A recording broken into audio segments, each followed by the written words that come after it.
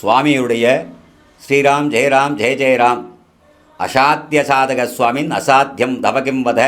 இப்போ நம்ம எங்கே இருக்கோம்னு பார்த்தீங்கன்னா ராசிபுரத்தில் இருக்கிற வீர ஆஞ்சநேயர்களோட அச்சரிட்ட தான் பேசிகிட்டு இருக்கோம். அவர்கிட்ட கேட்போம் நம்ம கோயில் என்னென்ன சிறப்பு இருக்குன்னு சொல்லி கேட்போம். நான் வணக்கம்ண்ணா. ஐயா வணக்கம். உங்களோட பேருங்களா? பாபு என்கின்ற கஸ்தூரி ரங்கன். நம்ம கோயில் என்னென்ன சிறப்பு இருக்குங்க நம்ம கோயிலில்? நம்ம வீர ஆஞ்சநேயர் திருக்கோயில்ங்கிறது பார்த்தீங்கன்னா சுவாமியுடைய திருநாமம் ஸ்ரீ வீர ஆஞ்சநேயர் என்கிற திருநாமம். சுவாமி வலது பாதம் பூமியிலும் இடது பாதம் சஞ்சீவி மலைமேலையும் வைத்திருக்கிறார். வலது கையில் கதையும் இடது கையில் சஞ்சீவி மலையும் வைத்திருக்கிறார். சுவாமியுடைய வால் வலது பக்கம் ஆரம்பித்து இடது பக்கம் வலது பக்கமாக முடியுது. வாளுடைய நுனியில் மணி இருப்பதால் வால்மீகி முனிவருடைய காலத்தில் தோன்றிய ஆஞ்சநேயர் என்று சொல்வது வழக்கம். கம்பராமாயணத்தை கம்பர் இயற்றிய போல் வால்மீகியும் இராமாயணத்தை இயற்றியுள்ளார். இந்த வீர ஆஞ்சநேயருடைய திருக்கோவிலில் வருபவர்களுக்கு குழந்தை பாக்கியங்கள் மற்றும் திருமண தடைகள் காரிய தடைகள் அனைத்தும் நீங்குகின்றன. சுவாமி ஸ்ரீராம் ஜெயராம் ஜெய ஜெயராம் ஸ்ரீராம் ஜெயராம் ஜெய ஜெயராம் என்று ராமநாமம் சொல்லும் பொழுது அவர்களுடைய குறைகள் அனைத்தும் விலகுகின்றது.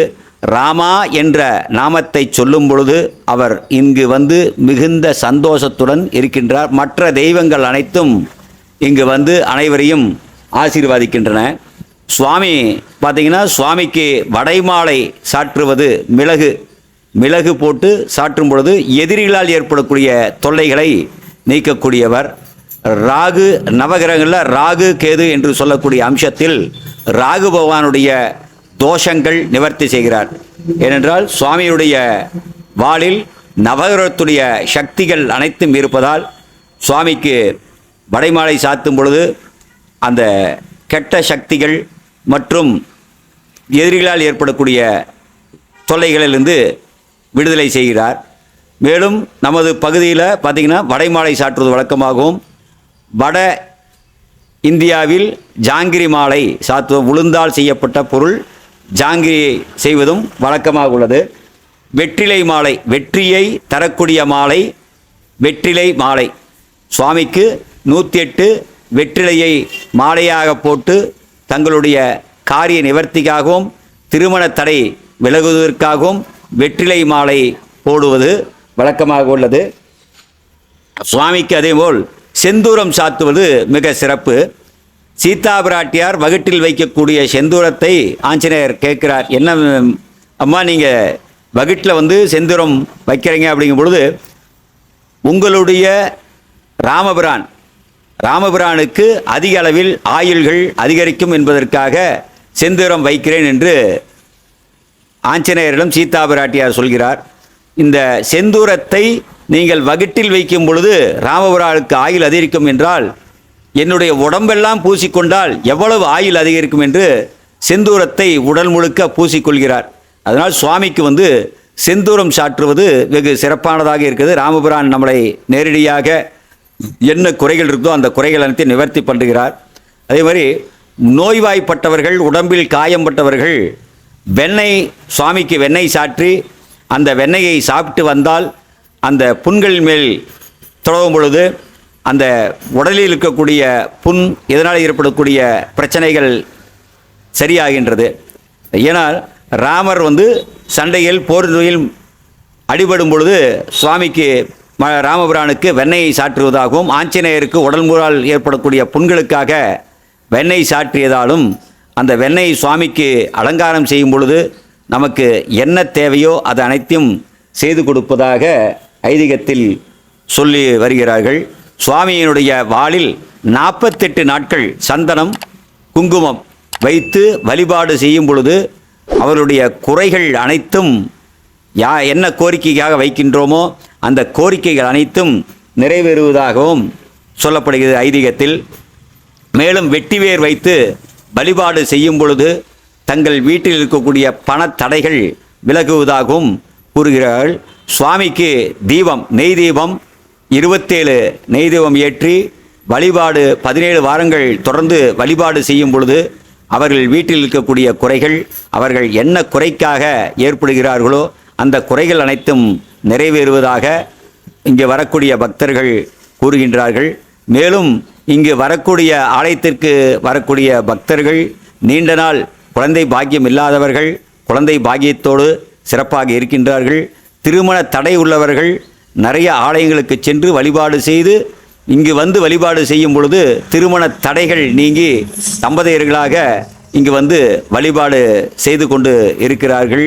இது மாதிரி ஒவ்வொருவருக்கும் ஒவ்வொரு குறைகள் பிரச்சனைகள் எது இருக்கிறதோ அந்த பிரச்சனைகள் அனைத்தையும் நிவர்த்தி செய்யக்கூடியவர் இந்த வீர ஆஞ்சநேயர் என்று சொல்லக்கூடிய ஆஞ்சநேயர் பகவான். இந்த கலியுகத்தில் நாம் வேண்டும் வரங்கள் அனைத்தும் வழங்கக்கூடியவர் ஸ்ரீ வீர ஆஞ்சநேயர். எந்த இடத்தில் வழிபாடு செய்கின்றனமோ அந்த இடத்தில் இருக்கக்கூடிய குறைகளை நிவர்த்தி செய்கிறார். ஏனென்றால் மகாபாரத காலத்திலே ஆஞ்சநேயர் போர் மையானத்தில் போர் ஏற்படக்கூடிய இடத்தில் அவர் இருந்து கொடியில் இருக்கின்றார். தேரில் இருக்கக்கூடிய கொடியில் இருக்கின்றார். அந்த கொடியில் இருக்கும்போது மகாபாரத போர் நடைபெற்ற இடத்தில் இருக்கக்கூடிய வாஸ்து தோஷங்கள் அனைத்தும் நிவர்த்தி செய்வதால் வீட்டில் சுவாமி ஆஞ்சநேயருடைய படத்தை வைக்கும் பொழுது வாஸ்துவினால் ஏற்படக்கூடிய தோஷங்களையும் நிவர்த்தி செய்கிறார். இவ்வாறு சுவாமி நம்ம ஆஞ்சநேயர் வீர ஆஞ்சநேயர் ஒவ்வொருக்கும் ஒவ்வொரு குறைகளும் நிவர்த்தி செய்து கொண்டிருக்கிறார். ஒவ்வொரு மாதமும் மூல நட்சத்திரன்று அவர் இங்கு எழுந்து அருளி என்ன குறைகளுக்காக வருகிறார்களோ அந்த குறைகளுக்கு என்ன நிவர்த்தி செய்ய வேண்டும், என்ன பரிகாரங்கள் செய்ய வேண்டும், இதை அனைத்தும் சொல்லி அவருடைய ஒவ்வொருத்தருடைய வாழ்விலும் சிறப்பான நிகழ்வை கொண்டு வந்து சேர்த்து கொண்டிருக்கிறார். இதனால் அனைவரும் இந்த இடத்தில் வருபவர்கள் அனைத்தும் மிக்க மகிழ்ச்சியாக சந்தோஷமாக இருக்கின்றார்கள்.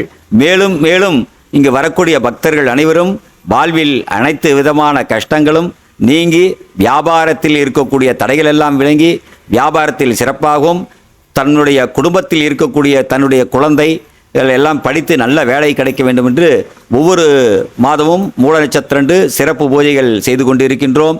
வருகின்ற டிசம்பர் 30ஆம் தேதி ஸ்ரீ ஆஞ்சநேய ஜெயந்தி விழா வெகு சீரும் சிறப்புமாக நடைபெற இருக்கிறது. 29, 30 2 நாட்கள் ஆஞ்சநேய ஜெயந்தி விழா நடைபெற இருக்கிறது.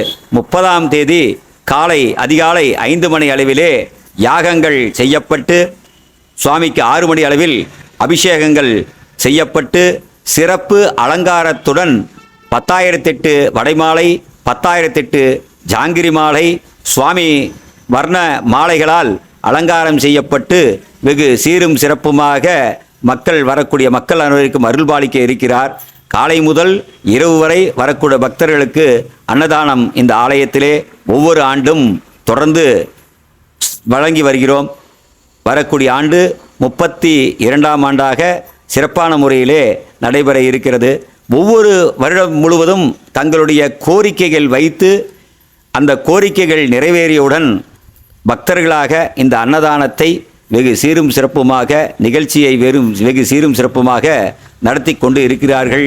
பக்தர்களுடைய சார்பாக அனைவரும் இந்த ஆஞ்சநேய ஜெயந்தி விழாவில் கலந்து கொண்டு அனைவரும் எல்லா விதமான குறைகளும் நீங்கி மேலும் சிறப்புடன் வாழ அன்புடன் அழைக்கின்றோம்.